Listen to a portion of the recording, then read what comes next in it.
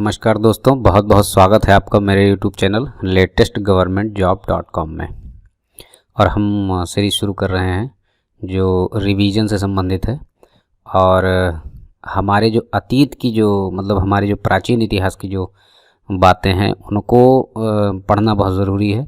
और मेरी आशा है कि आप लोगों ने तो बहुत सारी किताबों से पढ़ा भी होगा, लेकिन अगर हम उसका रिवीजन करते रहते हैं तो वो जो है हमारे मानस पटल पर अच्छे से अंकित हो जाता है। तो उस रिवीजन के लिए जो है हमारी इस चैनल्स के द्वारा आपको प्रोवाइड किया जा रहा है कि रिवीजन आप कैसे करें। आप इसे बस चलाएं और सुनते रहें, इसे देखें। और चैनल की शुरुआत में ही हम आपसे रिक्वेस्ट करते हैं कि अगर आप चैनल पर नए हैं तो बहुत बहुत धन्यवाद होगा आपका कि आप जो है इसे सब्सक्राइब करें और लाइक करें और शेयर भी करें। तो चलिए शुरू करते हैं। पहला प्रश्न है, मनुष्य ने सर्वप्रथम कौन सी फसल उपजाना आरंभ किया? आपके ऑप्शन है चावल, गेहूँ, जौ, गेहूँ और चना। तो वैसे तो आप इसे मैं कहूँगा कि 2-3 सेकंड तक रुकें और देखें, टिक करें, अपने मन में सोचें। लेकिन चूँकि ये रिवीजन इसलिए फटाफट रिवीजन करते हुए चलते हैं और आप 1-2 बार इसे देखेंगे तो स्वयं उसी जो है आपके दिमाग में अंकित हो जाएगा। तो इसका उत्तर है गेहूं और जौ, यानी उत्तर नंबर 3 सी, गेहूं और जौ। क्योंकि सबसे पहले मनुष्य ने गेहूं और जौ उपजाना आरंभ किया था, ये लगभग 8000 वर्ष पूर्व। अगले प्रश्न की ओर चलते हैं। दूसरा प्रश्न है, गेहूं और जौ उपजाने का कार्य भारतीय उपमहाद्वीप के किन क्षेत्रों में सर्वप्रथम किया गया? ऑप्शन है विंध्य क्षेत्र में, सुलेमान व किरथर की पहाड़ियों में, हिमालय क्षेत्र में या राजमहल की पहाड़ियों में। बहुत ही इंपॉर्टेंट क्वेश्चन है दोस्तों, ये आ सकता है। और इस सेगमेंट से 3-4 प्रश्न अक्सर आ जाते हैं। किसी परीक्षा में 1 प्रश्न, 1 से 2 प्रश्न, और किसी परीक्षा में 3 से 4 प्रश्न तक। तो ये बहुत ही इंपॉर्टेंट है। तो इसका उत्तर है 2 नंबर, यानी सुलेमान व किरथर की पहाड़ियों में। इन फसलों को उपजाने का जो कार्य है वो इन्हीं क्षेत्रों में हुआ था। विंध्य क्षेत्र में, हिमालय क्षेत्र में और राजमहल की पहाड़ियों में नहीं हुआ था। देखते हैं अगला प्रश्न। अगला प्रश्न है, गेहूं और जौ उपजाने के प्राचीनतम साक्ष्य कहाँ से प्रारंभ हुए हैं? गेहूं और जौ ये उपजाने के, अभी पहला प्रश्न आपने देखा था उसमें गेहूं और जौ ही सबसे पहले उपजाया गया था। तो गेहूं और जौ उपजाने का जो सबसे प्राचीनतम साक्ष्य है वो कहाँ से प्राप्त हुआ है?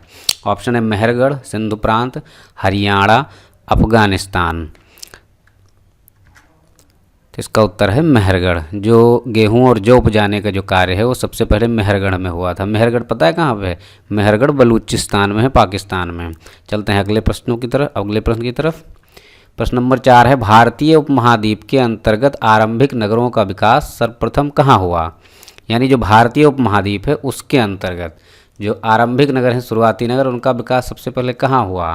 तो ऑप्शन है सिंधु व सहायक नदी घाटी के मध्य, गंगा व सहायक नदी घाटी के मध्य, 1 और 2 यानी कि सिंधु और गंगा की सहायक नदी घाटी के मध्य, या उपरोक्त में से कोई नहीं।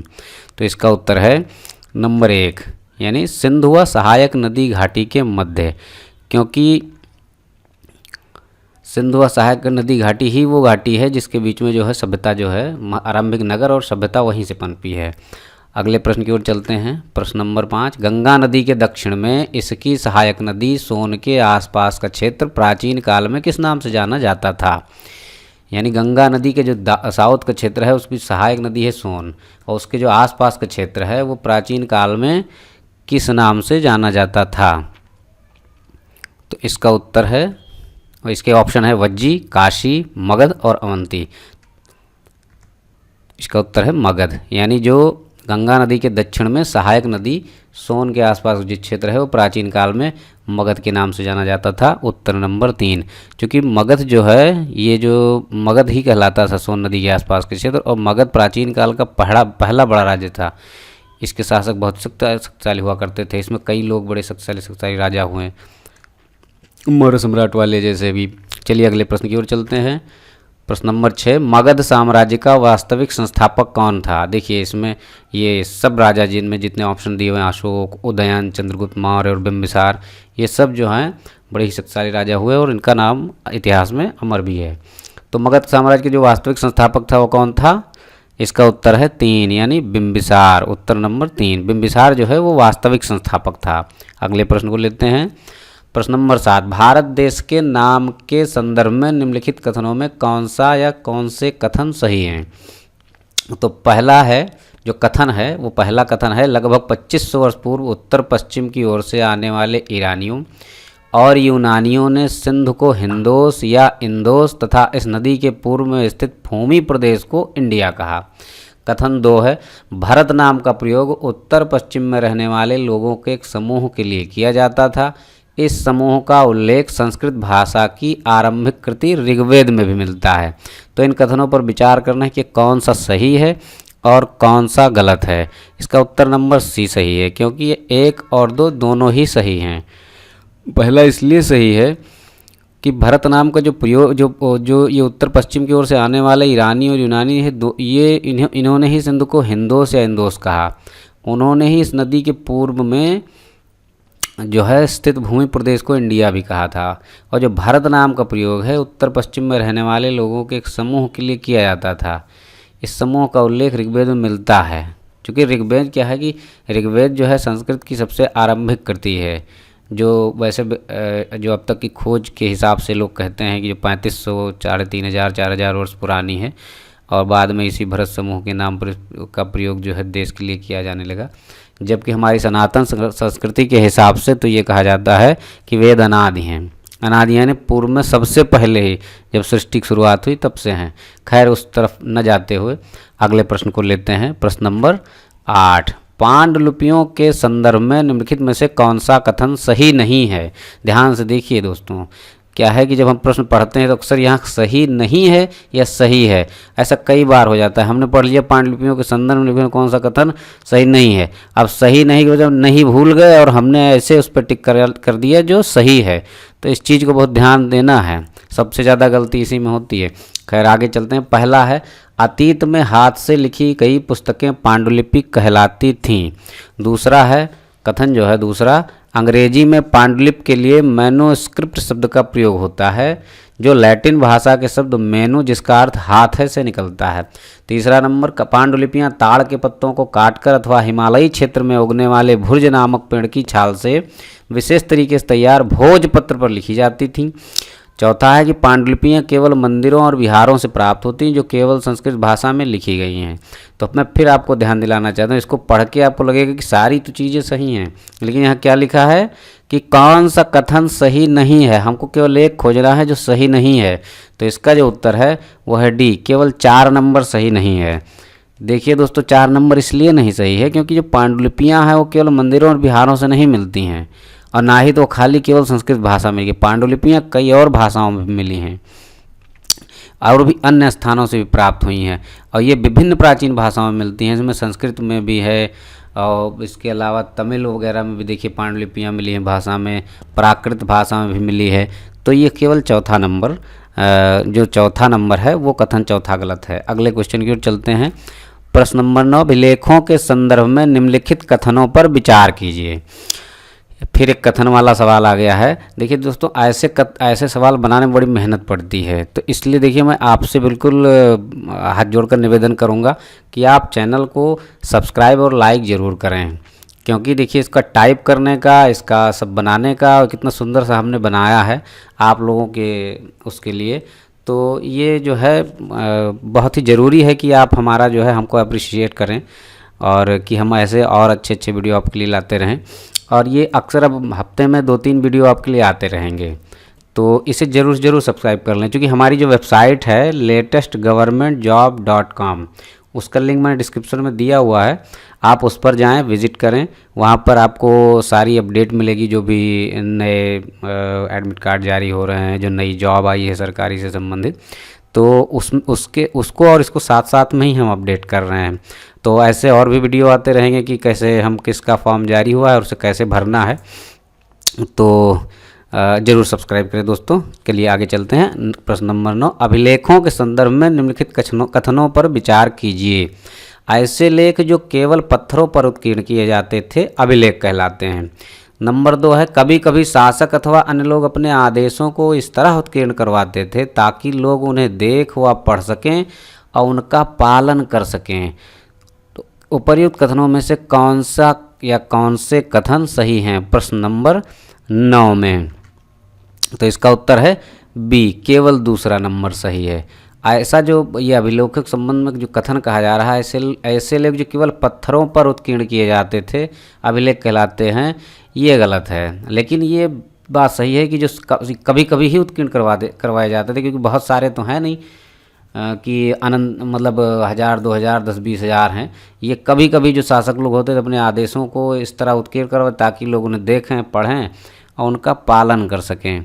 जो ये चीज़ जो है, पहला नंबर जो है, ऐसे लोग पत्थर अथवा धातु ऐसी जो है, जैसे कि कोई जो कठोर सतह होती थी उस पर भी उत्कीर्ण किए जाते थे।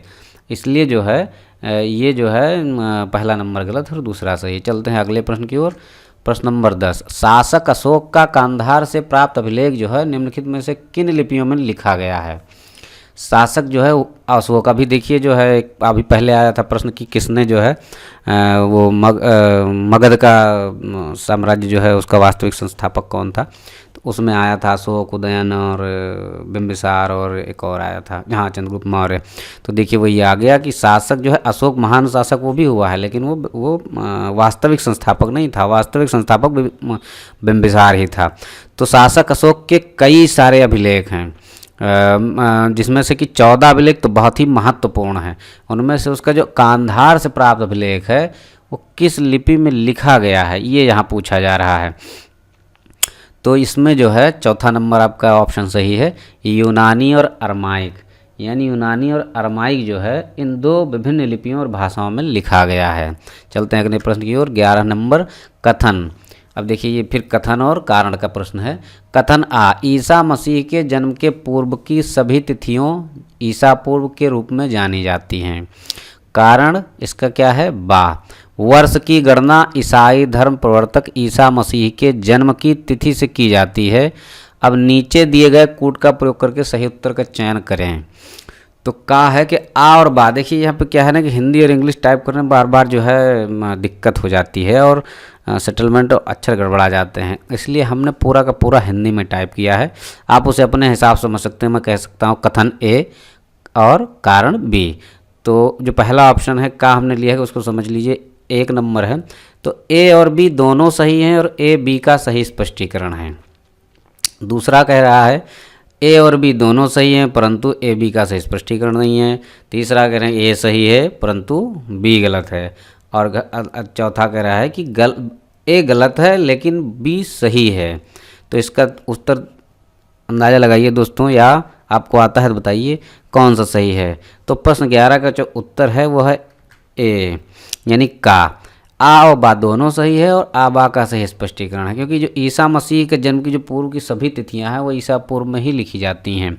क्योंकि देखिए जो ईसा मसीह है उनके जन्म की तिथि से ही वर्ष की गणना की जाती है। ईसा पूर्व जो है उसको अंग्रेजी में कहते हैं BC, बिफोर क्राइस्ट, उसका फुल फॉर्म होता है। हिंदी में जो वर्तमान में जो तिथि है ली जाती है, जो प्रयोग में लाई जाती है, उसमें ईसवी का चलन है ना। तो वो अंग्रेजी में एडी मैंने एनो डोमिनो जो कहा जाता है उसी का जो है अंग्रेजी का रूपांतरण है कि ईसवी है वो।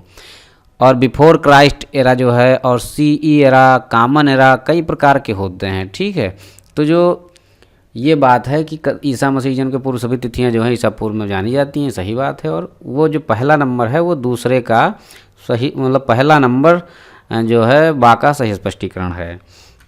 अगला प्रश्न लेते हैं 12 नंबर। निम्नलिखित पुरास्थलों में से किस स्थान से मनुष्य के आखेटक खाद्य संग्राहक होने के प्रमाण नहीं मिले हैं? ये सब पुरास्थल हैं, भीमबेटका, होंसगी, चिरांद, कुरनूल की गुफाएं। देखिए दोस्तों, मैं थोड़ा हो सकता है धीरे आराम से मतलब बोलते हुए बना रहा हूँ, इससे हो सकता है वीडियो लंबी हो जाए। लेकिन अगर आप लोग कमेंट जरूर करिएगा कि आपको थोड़ा जल्दी बोल के मैं समझाऊं या कुछ अदर चीज़ें भी समझाऊं, या केवल मतलब जैसे भी है, आपको अगर कोई और चीज़ इसमें इम्प्रूवमेंट चाहिए तो आप जो है बिल्कुल कमेंट करें। ठीक है, आगे चलते हैं। निम्नलिखित पुरास्थलों में से किस स्थान से मनुष्य के आखेटक खाद्य संग्राहक होने के प्रमाण नहीं मिले हैं? भीमबेटका, होंसगी, चिरांद या कुरनूल की गुफाएं। तो इसका उत्तर है चिरांद। जो चिरांद है यहाँ से जो है आखेटक खाद्य संग्राहक होने के प्रमाण नहीं मिले हैं। भीमबेटका, हुंसगी और कुरनूल गुफा से मनुष्य के आखेट तक उनके प्रमाण मिले हैं। ये सभी पुरास्थल हैं, लेकिन इसमें जो बेसिक बात है वो ये है कि जो चिरांद है वो नवपाषाणिक स्थल है, पुरास्थल है। ये जो है वो पुरापाषाणिक स्थल नहीं है, यही अंतर है यहाँ पर। जो भीमबेटका है ये नर्मदा नदी के किनारे है, हुंसगी और कुरनूल गुफाएं ये तुंगभद्रा नदी के किनारे हैं। तो बचा क्या नवपाषाणिक में? चिरांद। तो चिरांद इसका सही उत्तर है। आगे चलते हैं 13 नंबर प्रश्न, निम्नलिखित पुरास्थलों में से कौन से नवपाषाणिक पुरास्थल हैं? देखिए पीछे जो हमने अभी आपको बताया 3-4 जो स्थल थे उनमें से एक, और देखिए उसी प्रकार का प्रश्न आ गया कि निम्नलिखित पुरास्थलों में से कौन से नवपाषाणिक पुरास्थल हैं? 5 पाषाणिक यहाँ दिए हुए हैं, मेहरगढ़, बुर्जहोम, महागढ़ा, कोल्ढिवा और दावजली हेडिंग। अब यहाँ पर दिया है नीचे दिए गए कोड का प्रयोग करके सही उत्तर का चयन करें, यानी कि इसमें से 2-3-4 कई हो सकते हैं कि जो पुरास्थलिक हों, और हो सकता है कुछ नवपाषाणिक ना हो। तो देखिए कौन सा उत्तर सही है। बेसिकली ये सभी जो है पुरापाषाणिक स्थल हैं, मेहरगढ़ भी, बुर्जहोम भी, महागढ़ा भी, कोल्ढिवा भी, दावजली हेडिंग भी, यानी इसका उत्तर है दा 1, 2, 3, 4 और 5। आगे बढ़ते हैं अगले प्रश्न की तरफ। पुरापाषाणिक पाषाण औजारों के निर्माण के संदर्भ में निम्नलिखित कथनों पर विचार कीजिए। तो देखिए कथन पहला है, पत्थर के इन औजारों के बनाए जाने का स्थान उद्योग स्थल यानी फैक्ट्री साइट कहलाता है। पत्थर के इन औजारों के निर्माण में प्रयोग की जाने वाली तकनीक को दबाव शल्क तकनीक यानी प्रेशर फ्लैकिंग भी कहा जाता है। उपर्युक्त कथनों में से सही कथन या कथनों को चुनाव करना है आपको। तो 14 नंबर का जो उत्तर है वो है उत्तर सी, यानी 1 और 2 जो है दोनों कथन जो है सही हैं।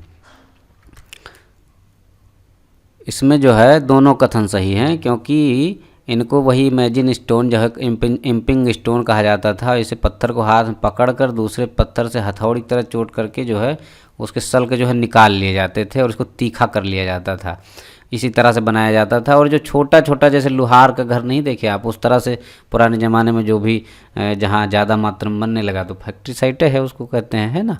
चलिए आगे चलते हैं अगले क्वेश्चन की तरफ। 15 नंबर क्वेश्चन है, निम्नलिखित में से राख के साक्ष्य की पुरापाषाणिक स्थल से मिले हैं। देखिए यहाँ पे साग हट गया है, इसके लिए माफ़ी चाहते हैं। ये है निम्नलिखित में से राख के साक्ष्य किस पुरापाषाणिक स्थल से मिले हैं? यानी भीमबेटका की गुफाएं से, कुरनूल की गुफाएं से, कोल्ढिवा से या हुंसगी से, कहाँ से राख के साक्ष्य मिले हैं? तो इसका उत्तर है 2 नंबर, कुरनूल की गुफाएं, यहाँ से राख के साक्ष्य मिले। अगला प्रश्न है 16 नंबर, मध्य पाषाण युग में जलवायु परिवर्तन से आए नए बदलावों के संदर्भ में निम्नलिखित कथनों पर विचार कीजिए। जो मध्य पाषाण, देखिए पुरापाषाण, मध्य पाषाण, नवपाषाण जो है कई प्रकार के पाषाण युग हैं, उनमें से जो मध्य पाषाण युग है उसमें जलवायु परिवर्तन से आए नए बदलावों के संदर्भ में इन कथनों पर विचार कीजिए। पहला है, बदलावों से तापमान में वृद्धि हुई और घास के मैदान विकसित होने लगे। दूसरा, इसी काल में मछली भोजन के महत्वपूर्ण स्रोत बनी। तीसरा बात है कि गेहूं, जौ और धान जैसे अनाज प्राकृतिक रूप से उगने लगे। तो इन तीनों कथनों में कह रहा है कि इन पर विचार कीजिए, यानी कौन सही है कौन गलत है, उपर्युक्त कौन कथन में से कौन सा सत्य है। तो इसका उत्तर है 1, 2 और 3, यानी तीनों जो है सही है। क्योंकि जलवायु में बदलाव आया तो तापमान में वृद्धि हुई। ये जो 10,000, 15,000, 20,000 जो भी इससे पूर्व जो है पर्यावरण का जो बदलाव आया उसको मध्य पाषाण युग कहा गया या फिर मेसोलिथ कहा गया। तो उनमें तापमान वृद्धि के बाद घास के मैदान बन गए, घास मैदान बनने से खाने वाले जीव बने और मछली भी खाई जाने लगी, उसी में भोजन स्रोत बनी और प्राकृतिक रूप से बहुत सारे पेड़ पौधे उगने लगे। तो इन सब चीज़ों को जैसे गेहूँ, जौ, धान जो है ये जब उगने लगे उन्हीं से वो लोग बीज इकट्ठा किए और उन्हें उपजाना भी सीख लिया जो है हमारे पूर्वजों ने। चलते हैं अगले प्रश्न की ओर।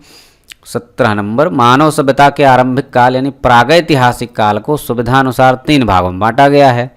निम्नलिखित में से कौन सा उन तीनों में नहीं आता है?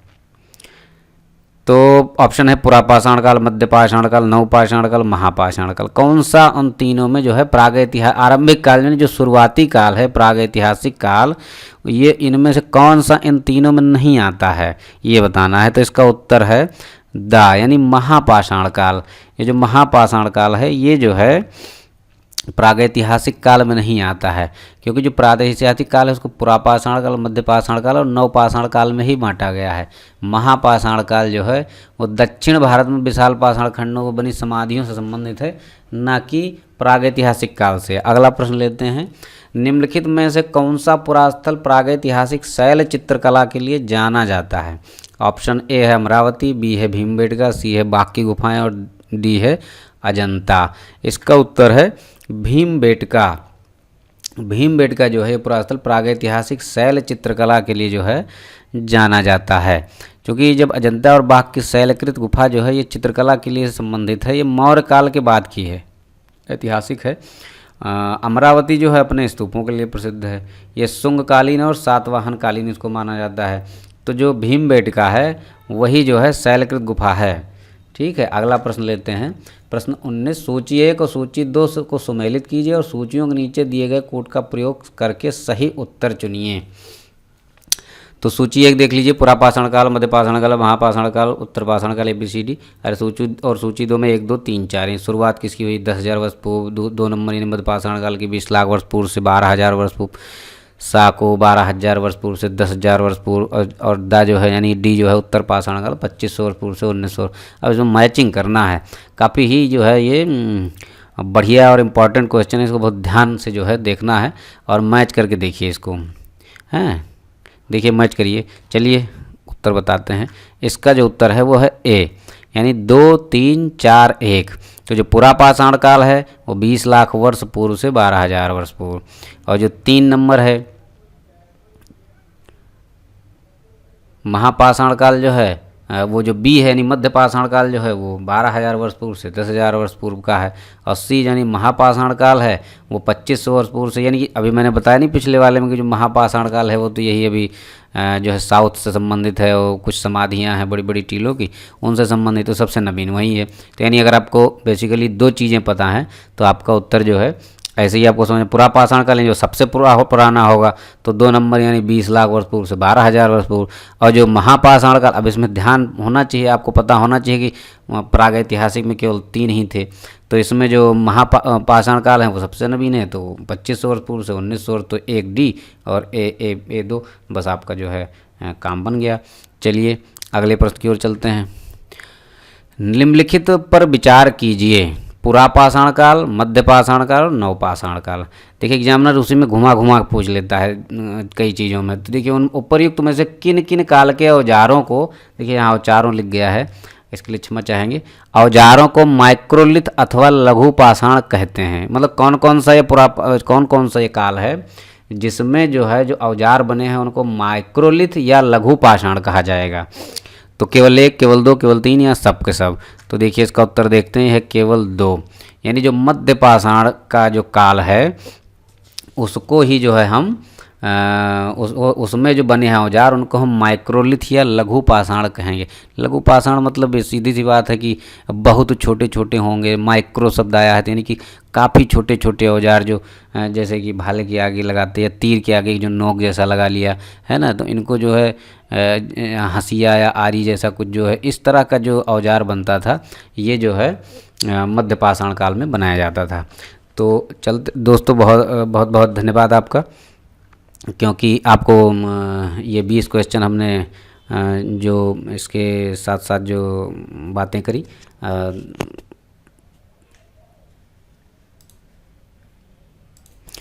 तो दोस्तों ये रहे आज के 20 प्रश्न, और आशा करते हैं कि आपको बहुत पसंद आए होंगे, और आपको इतनी देर समय देने के लिए और इसे वॉच करने के लिए बहुत बहुत धन्यवाद।